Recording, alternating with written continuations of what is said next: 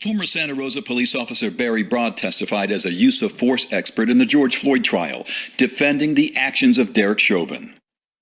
Derek Chauvin was justified. 4 days later, masked figures in black threw a severed pig's head and pig's blood at the house where Broad used to live in West Santa Rosa. I know that the victims in this case feel threatened and they don't feel safe in their home. Broad hasn't lived there for more than a year.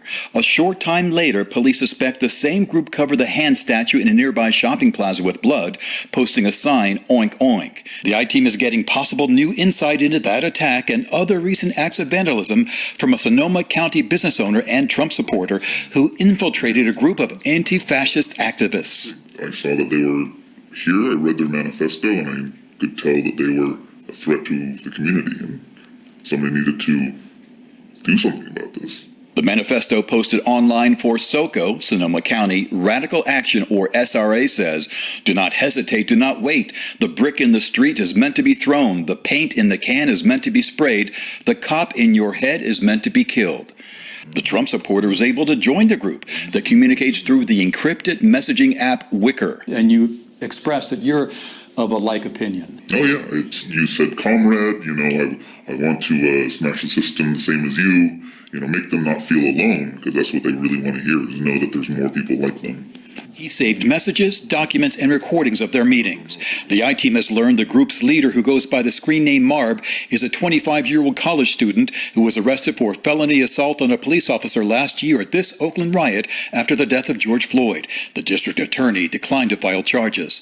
The Trump supporter says he made this recording in March when Marb discussed naming the group SoCo Antifa. It was originally SoCo Antifa, and people didn't like that. People didn't like that we called ourselves Antifa. Well, more than that, they were like, we're going to get on the FBI watch list. Remember? Yeah. They apparently have an eye out for that.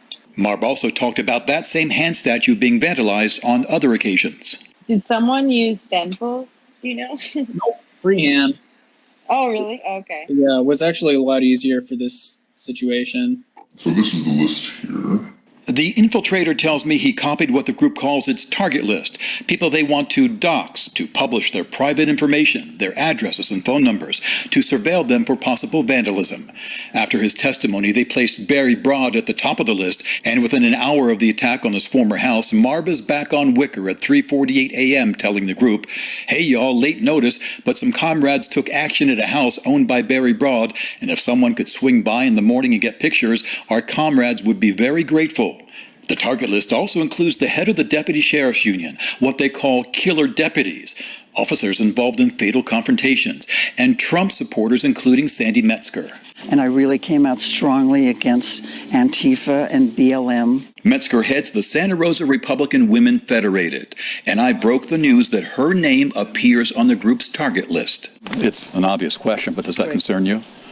It does concern me a little bit, but that's not going to stop me from speaking out.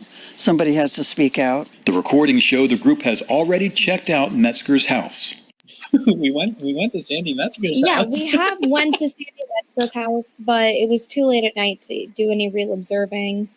We just wanted to see where it was. The place is huge. On that same recording, Marb appears to discuss plans for this Saturday, May 1st. I think it would be sick to organize something a little more extreme for National Workers' Day. It's difficult to tell if this next clip is a twisted joke or a serious proposal. It's May Day, baby. It's like, May Day. Come out and take something over with us. I don't know, but Let's kill people. Let's kill people for May Day. Let's kill some cops. Yes.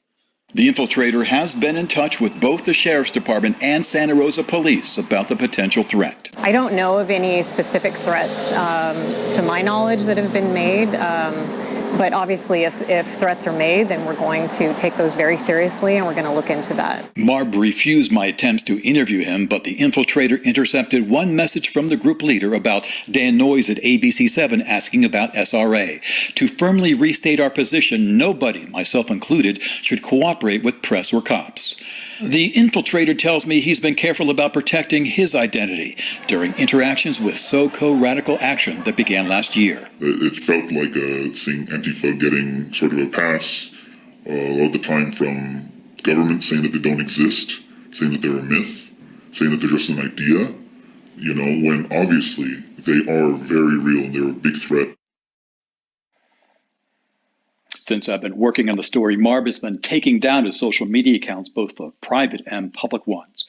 If you have something that we should investigate, call us at 1-888-40-ITEAM or email me through our iTeam page at abc7news.com. For the iTeam, Dan Noyes, ABC7 News.